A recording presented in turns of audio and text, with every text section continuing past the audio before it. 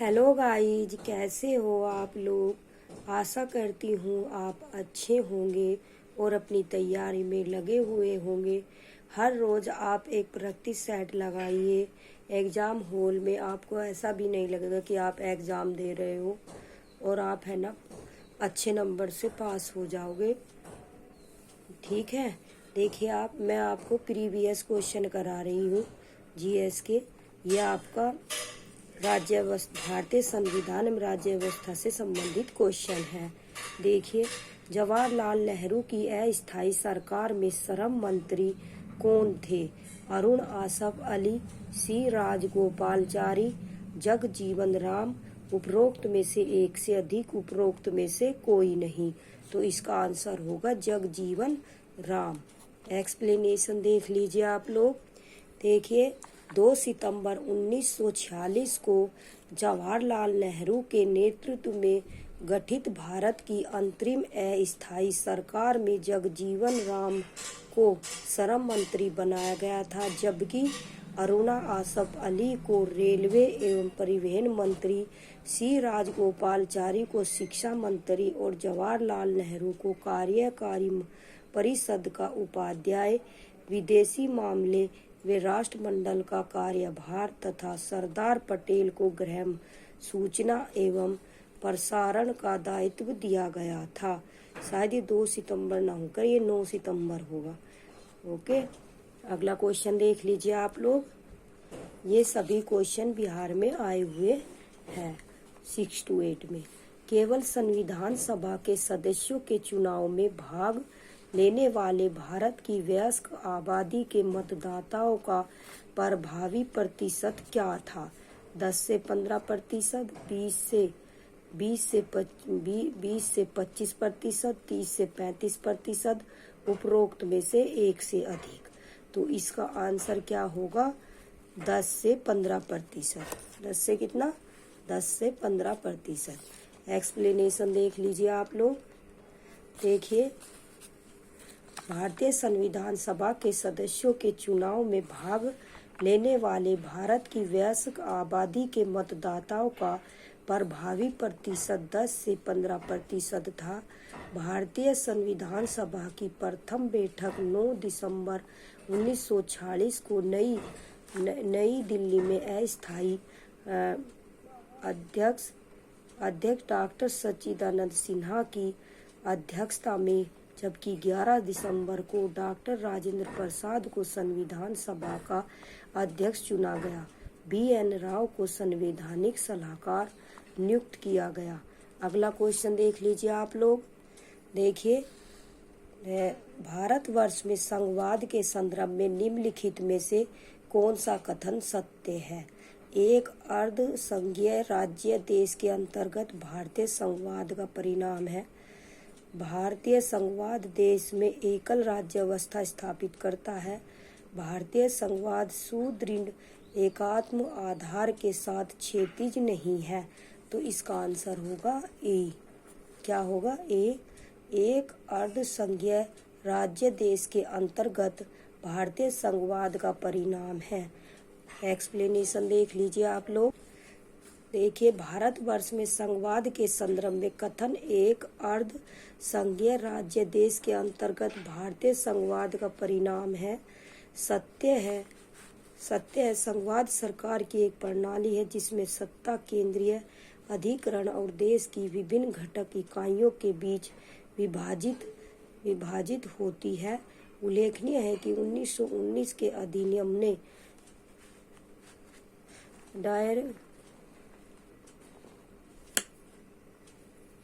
डायरची की शुरुआत की, जिसे ब्रिटिश भारत में संघवाद की दिशा में पहला कदम माना जा सकता है। अगला क्वेश्चन देख लीजिए आप लोग। देखिए, किस या किन अनुच्छेद या अनुच्छेदों के अंतर्गत अध्यक्ष सदन के किसी सदस्य को उसकी मातृभाषा में बोलने की इजाज़त दे सकता है? तो अनुच्छेद 110 कोष्टक 1 में। तो इसका आंसर होगा ए। एक्सप्लेनेशन देख लीजिए आप। भारतीय संविधान का अनुच्छेद 120 कोष्टक 1 प्रावधान करता है कि अध्यक्ष सदन के किसी भी सदस्य को उसकी मातृभाषा बोलने की इजाजत दे सकता है। अनुच्छेद 110 कोष्टक 1 का संबंध धन विधेयक से तथा अनुच्छेद 122 कोष्टक 2 का संबंध न्यायालयों द्वारा संसद की कार्यवाही की जांच न करने से है। अगला क्वेश्चन देख लीजिए आप। सॉरी, इसका आंसर सी होगा 120 कोष्टक 1। अगला क्वेश्चन देख लीजिए। देखिए, 5वीं अनुसूची किसी विशिष्ट समूह के लोगों के शासन और हितों की सुरक्षा से संबंधित है। अनुसूचित जाति, धार्मिक अल्पसंख्यक, अनुसूचित जनजाति, भाषाई अल्पसंख्यक। तो इसका आंसर होगा आपका अनुसूचित जनजाति। 5वीं अनुसूची किससे संबंधित है? अनुसूचित जनजाति। एक्सप्लेनेशन देख लीजिए आप लोग। देखिए, 5वीं अनुसूची में अनुसूचित जनजाति समूह के लोगों की शासन और हितों की सुरक्षा से संबंधित है। इसमें असम, मेघालय, त्रिपुरा, मिजोरम को शामिल नहीं किया गया है। 6वीं अनुसूची असम, मेघालय, त्रिपुरा और मिजोरम राज्यों में जनजातीय क्षेत्रों के प्रशासन से संबंधित है। 5वीं अनुसूची के तहत राज्यपाल राष्ट्रपति को संबंधित क्षेत्र के लिए प्रतिवेदन दे सकता है, किंतु इनमें अंतिम शक्ति राष्ट्रपति में ही निहित है। ऐसे अनुसूचित क्षेत्रों के लिए जनजातीय सलाहकार परिषद का प्रावधान है। इसका निर्माण 20 से अधिक सदस्यों से मिलकर होगा। अगला क्वेश्चन देख लीजिए आप लोग। देखिए, ये सभी 6 to 8 में पेपर में आए हुए क्वेश्चन है। भारतीय संविधान के किस अनुच्छेद द्वारा अस्पृश्यता को समाप्त किया गया है? तो अनुच्छेद 17 में। एक्सप्लेनेशन देख लीजिए आप लोग। देखिए, भारतीय संविधान के अनुच्छेद 17 द्वारा अस्पृश्यता को समाप्त किया गया है और उसका किसी भी रूप में आचरण निषिद्ध है। अस्पृश्यता के उपजी किसी निर्योग्यता को लागू करना अपराध होगा, जो विधि के अनुसार दंडनीय होगा। अनुच्छेद 14 का संबंध विधि के समक्ष समता। अनुच्छेद 15 के अनुसार राज्य किसी भी नागरिक के साथ जाति, धर्म, लिंग, जन्म स्थान और वंश के आधार पर भेदभाव नहीं कर सकता है। अनुच्छेद 22 का संबंध गिरफ्तारी और कुछ मामलों में नजरबंदी के खिलाफ संरक्षण से है। अगला क्वेश्चन देख लीजिए आप। देखिए, सिक्किम भारतीय संघ का पूर्ण राज्य बन गया। तो कब बन गया था पूर्ण राज्य? तो 1976 में पूर्ण राज्य बन गया था। एक्सप्लेनेशन देख लीजिए आप। सॉरी, ये 1976 में नहीं, 1975 में। सिक्किम भारतीय संघ का पूर्ण राज्य 1975 में बन गया था। एक्सप्लेनेशन देख लीजिए आप लोग। देखिए, सिक्किम भारतीय संघ का पूर्ण राज्य 16 मई 1975 को बना। सिक्किम भारत के 22वें राज्य के रूप में शामिल हुआ। इस अधिनियम में यह प्रावधान किया गया कि सिक्किम की विधानसभा में 32 से कम सदस्य नहीं होंगे। सिक्किम की राजधानी गंगटोक है। अगला क्वेश्चन देख लीजिए आप लोग। समुद्र पारीय भारतीय नागरिकता योजना भारत में निम्नलिखित में से किस अधिनियम द्वारा प्रारंभ की गई थी? नागरिकता संशोधन अधिनियम 2003, नागरिकता अधिनियम 1955, नागरिकता संशोधन अधिनियम 2019। उपरोक्त में से एक से अधिक, उपरोक्त में से कोई नहीं। तो समुद्र पारीय भारतीय नागरिकता योजना भारत में अधिनियम 2003 द्वारा प्रारंभ की गई थी। तो कब की गई थी? 2003 में। एक्सप्लेनेशन देख लीजिए आप लोग। देखिए, समुद्र पारीय भारतीय नागरिकता OCI योजना भारत में नागरिकता संशोधन अधिनियम 2003 द्वारा प्रारंभ की गई। इसी योजना के अंतर्गत भारतीय मूल के वे नागरिक समुद्र पारीय भारतीय नागरिक के रूप में पंजीकरण कराने हेतु योग्य होंगे, जो 26 जनवरी 1950 तथा उसके पश्चात भारत के नागरिक थे या भारत के नागरिक होने के पात्र थे। पाकिस्तान में बांग्लादेश या सरकार जिसे निर्दिष्ट करे उस देश के नागरिकों को छोड़कर अगला क्वेश्चन देख लीजिए आप लोग। ये पेपर में आए हुए क्वेश्चन है 6 to 8। ओके, देख लीजिए। भारत के संविधान की प्रस्तावना में बंधुत्व निम्नलिखित में से मुख्य किसे आश्वासित करता है? व्यक्ति की गरिमा को, देश की एकता एवं अखंडता को, नागरिकों के न्याय, उनकी स्वतंत्रता एवं समानता को, उपरोक्त में से एक से अधिक, उपरोक्त में से कोई नहीं। तो इसका आंसर होगा उपरोक्त में से एक से अधिक। एक्सप्लेनेशन देख लीजिए आप लोग। देखिए, भारतीय संविधान की प्रस्तावना में बंधुत्व का अर्थ भाईचारे की भावना है। यह एकल नागरिकता तंत्र के माध्यम से भाईचारे की भावना को प्रोत्साहित करता है। बंधुत्व मुख्यतः दो बातों को आश्वासित करता है: व्यक्ति की गरिमा, देश की एकता एवं अखंडता। अगला क्वेश्चन देख लीजिए आप लोग। देखिए, चुप रहने की स्वतंत्रता भारत में किस प्रकार का अधिकार है? कानूनी अधिकार, सामाजिक अधिकार, मूल अधिकार, उपरोक्त में से एक से अधिक, उपरोक्त में से कोई नहीं। तो इसका आंसर होगा मूल अधिकार, सी। एक्सप्लेनेशन देख लीजिए आप लोग। भारत में चुप रहने की स्वतंत्रता एक मूल अधिकार है जिसे संविधान के अनुच्छेद 20 कोष्टक 3 में निहित किया गया है। इसके अनुसार किसी भी व्यक्ति को अपने खिलाफ गवाह बनने के लिए मजबूर नहीं किया जा सकता। यह प्रावधान आरोपी को आत्मदोषारोपण के खिलाफ अधिकार देता है, जो कानून का एक मौलिक सिद्धांत है। अगला क्वेश्चन देख लीजिए आप लोग। देखिए, सूची 1 को सूची 2 में सुमेलित कीजिए तथा सूचियों के नीचे दिए गए कूट से सही उत्तर का चयन कीजिए। सूची 1, सूची 2। देखिए, प्रावधान और भारत के संबंधित संविधान से संबंधित अनुच्छेद। देखिए, कार्य की न्याय संगत एवं मानवोचित दशाएं, तो किससे संबंधित है? इससे 42, अनुच्छेद 42 से। कार्य की न्याय संगत एवं मानवोचित दशाएं अनुच्छेद 42 से संबंधित है। ठीक है।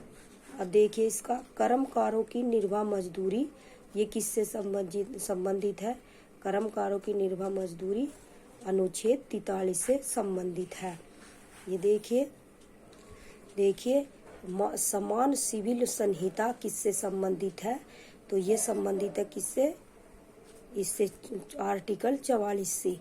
फिर आगे, राष्ट्रीय महत्व के सम्मान एवं वस्तुओं का संरक्षण, तो ये किससे संबंधित है? अनुच्छेद, ये राष्ट्रीय महत्व के सम्मान एवं वस्तुओं का संरक्षण संबंधित है आर्टिकल 49 से। आगे देखिए, तो इसका आंसर क्या होगा? ए का 2। देखिए, इसमें ए में कौन से में 2 है? तो इसमें ए पहले में ही है, तो इसका आंसर ए होगा। ए का 2, बी का 1, सी का 4 और डी का 3। अगला एक्सप्लेनेशन देख लीजिए आप लोग। देखिए, ये आर्टिकल आप याद कर लेना। ठीक है, अगर नहीं भी समझ में तो आप आ ही जाते हैं क्योंकि टीचर हो आप, तो आप है ना नहीं याद कर लेना। अनुच्छेद, कुछ आर्टिकल याद कर लेने चाहिए क्योंकि पेपर में 1-2 क्वेश्चन तो आ ही जाता है। देखिए, कार्य की न्याय संगत एवं मानवोचित दशाएं आर्टिकल 42 में, कर्मकारी की निर्वाह मजदूरी अनुच्छेद 43 में, समान सिविल संहिता अनुच्छेद आर्टिकल 44 में, राष्ट्रीय महत्व के स्थान एवं वस्तुओं का संरक्षण अनुच्छेद 49 में। अगला क्वेश्चन देख लीजिए आप लोग। देखिए, निम्नलिखित में से कौन सा भारत में मूल अधिकारों के बारे में सही है? तो वे संवैधानिक सर्वोच्चता तथा विधायिका की सत्ता के मध्य संतुलन की अद्वितीय घोषणा है। वे लोगों के अधिकारों तथा देश की सुरक्षा के मध्य संतुलन का निर्माण करते हैं। वे न केवल राजनीति एवं कानूनी समानता बल्कि सामाजिक मान्यता का भी निर्णय करते हैं। उपरोक्त में से एक से अधिक, उपरोक्त में से कोई नहीं। तो इसका आंसर होगा उपरोक्त में से एक से अधिक। एक्सप्लेनेशन देख लीजिए आप लोग। देखिए, भारत में मूल अधिकारों के बारे में दिए गए प्रश्न में एक अधिक विकल्प सत्य है, क्योंकि भारतीय संविधान के अनुच्छेद 14 या 35 के तहत भारतीय नागरिकों को 6 मौलिक अधिकार दिए गए हैं।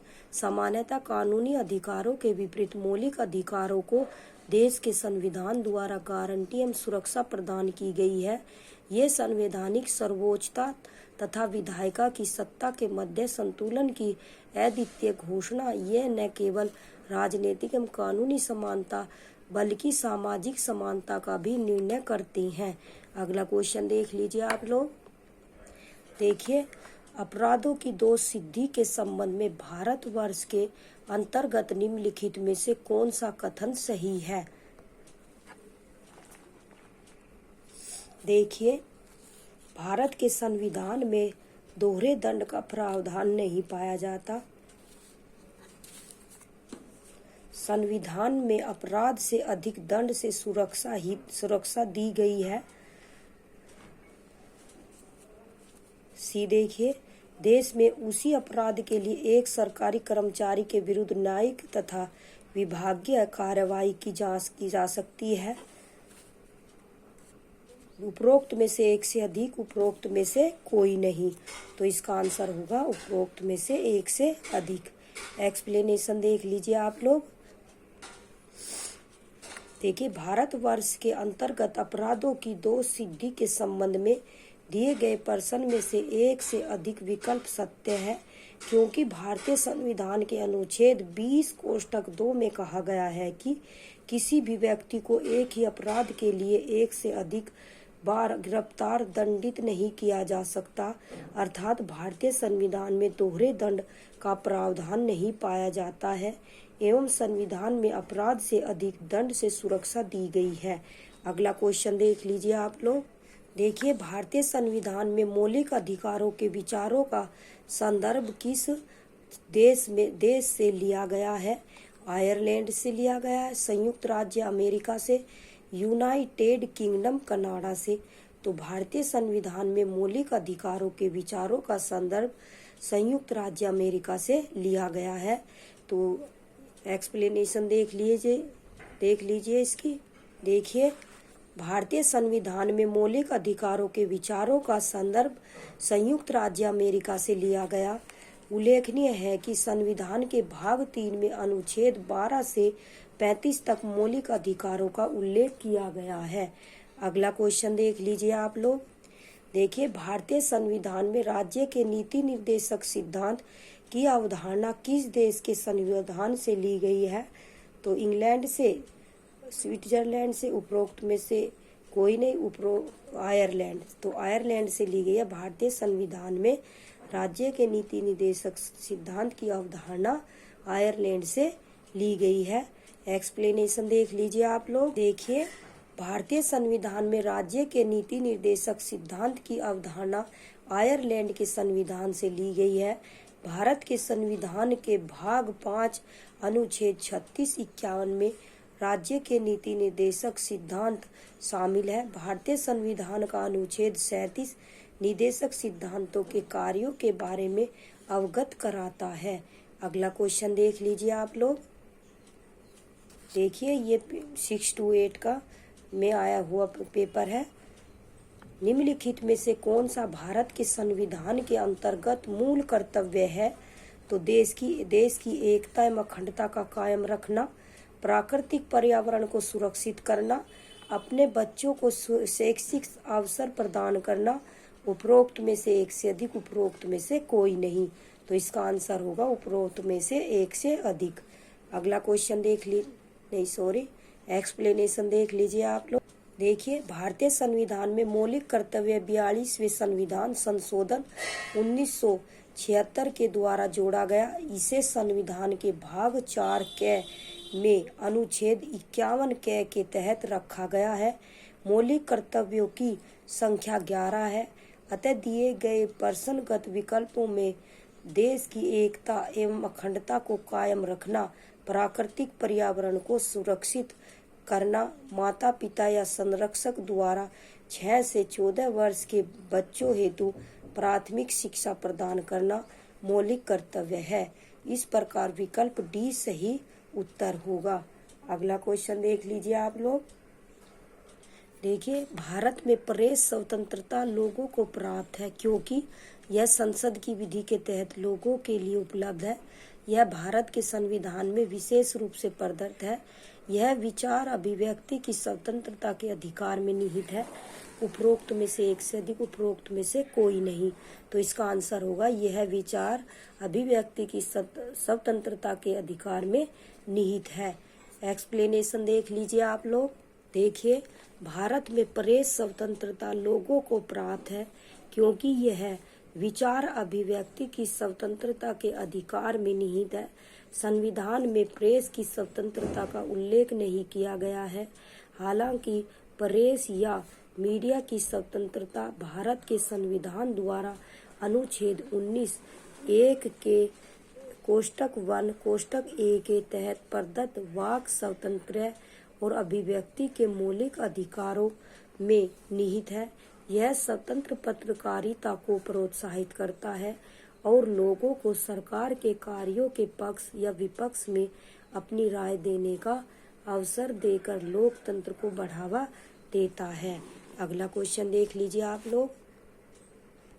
देखिए, भारत की नव उद्घाटित संसद में सांसदों के लिए कुल कितनी सीटें हैं? सांसदों के लिए कुल 1272 सीटें हैं। कितनी है?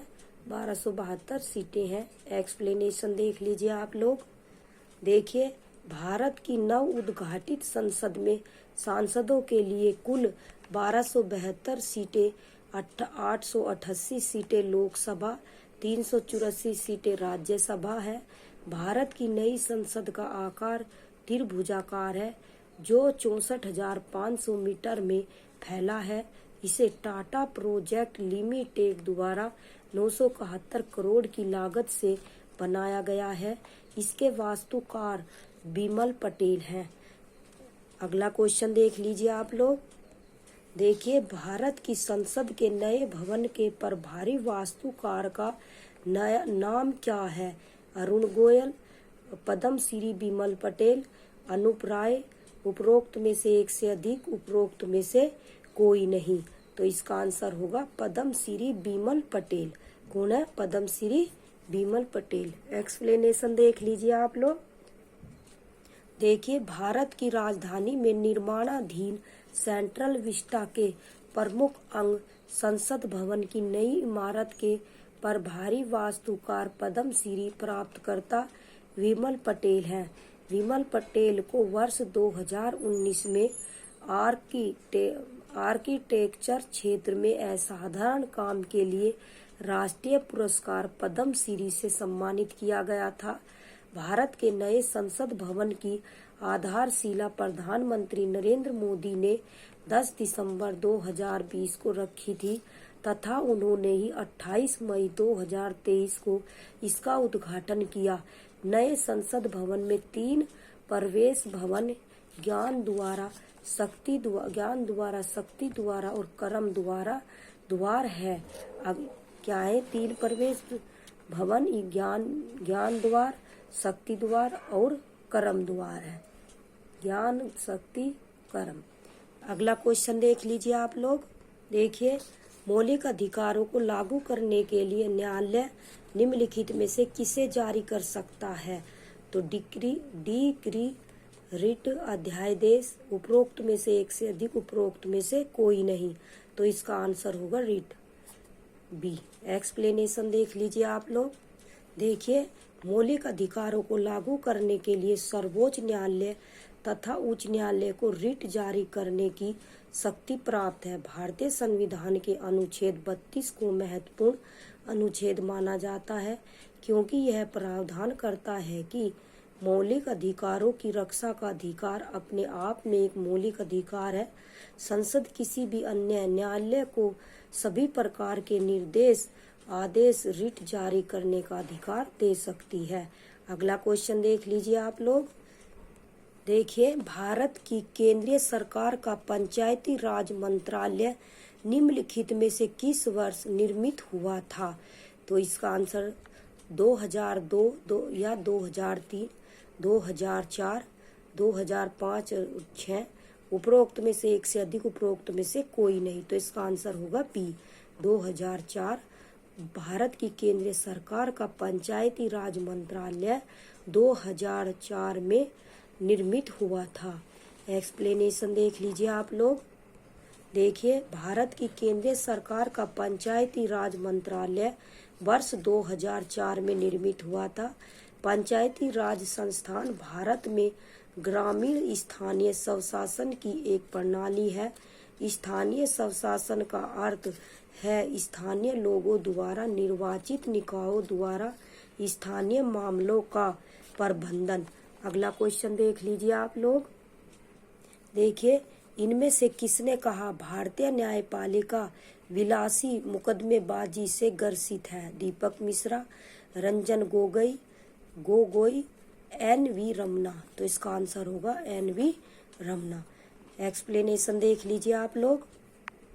भारतीय न्यायपालिका विलासी मुकदमेबाजी से ग्रसित है। उपर्युक्त कथन एन.वी. रमना का है। यह भारत के 48वें मुख्य न्यायाधीश थे। भारतीय संविधान का अनुच्छेद 124 से 147 सर्वोच्च न्यायालय की संरचना, नियुक्ति, शक्तियां, प्रक्रिया आदि से संबंधित है। अगला क्वेश्चन देख लीजिए आप लोग। देखिए, निम्नलिखित में से कौन सा बुनियादी मूल्य सभी नेताओं द्वारा भारत के संविधान पर विचार विमर्श हेतु संविधान निर्मात्री सभा के मिलने से बहुत पहले ही स्वीकार कर लिया गया था? सार्वभौम वयस्क मताधिकार, स्वतंत्रता और समानता का अधिकार, अल्पसंख्यकों के अधिकारों का संरक्षण।